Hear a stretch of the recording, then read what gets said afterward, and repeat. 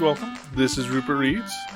Today we are going to continue with The Adventures of Buster Bear by Thornton W. Burgess. Chapter 12, Farmer Brown's Boy and Buster Bear Grows Curious. Ever since it was light enough to see at all, Blacky the Crow had been sitting in the top of the tallest tree of the edge of the green forest nearest to Farmer Brown's house, and never for an instant had he taken his eyes from Farmer Brown's back door. What was he watching for? Why, for Farmer Brown's boy to come out on his way to milk the cows. Meanwhile, Sammy Jay was slipping silently through the green forest looking for Buster Bear, so that when the time came, he could let his cousin, Blacky the Crow, know just where Buster was.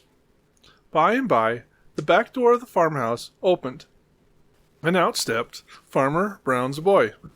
In each hand he carried a milk pail. Right away, Blacky began to scream at the top of his lungs. "Caw, caw, caw!" shouted Blacky. "Caw, caw, caw!" And all the time he flew about among the trees near the edge of the green forest, as if so excited that he couldn't keep still.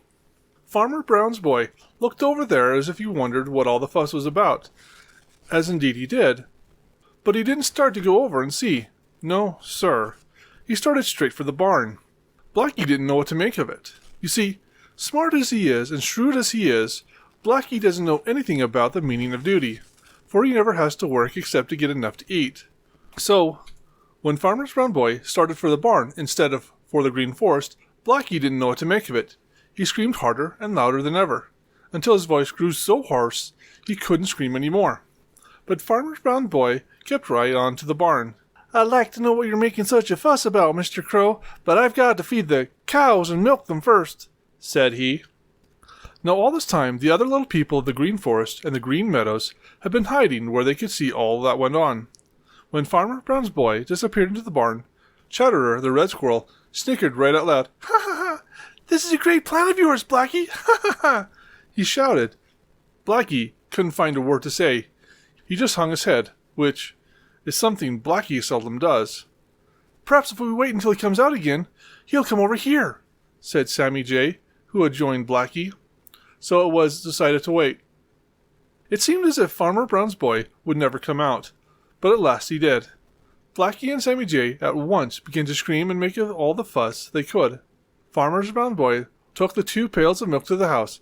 Then out he came straight for the green forest. He was so curious to know what it all meant that he couldn't wait another minute. Now, there was someone else with a great deal of curiosity also. He had heard the screaming of Blacky the Crow and Sammy Jay, and he had listened till he couldn't stand it another minute. He just had to know what it was all about. So at the same time Farmer Brown's boy started for the green forest, this other listener started towards the place where Blacky and Sammy were making such a racket. He walked very softly so as not to make a sound. It was Buster Bear. That's the end of this chapter, and thank you for joining us. If you liked what you heard, please like, comment, and subscribe. Thank you.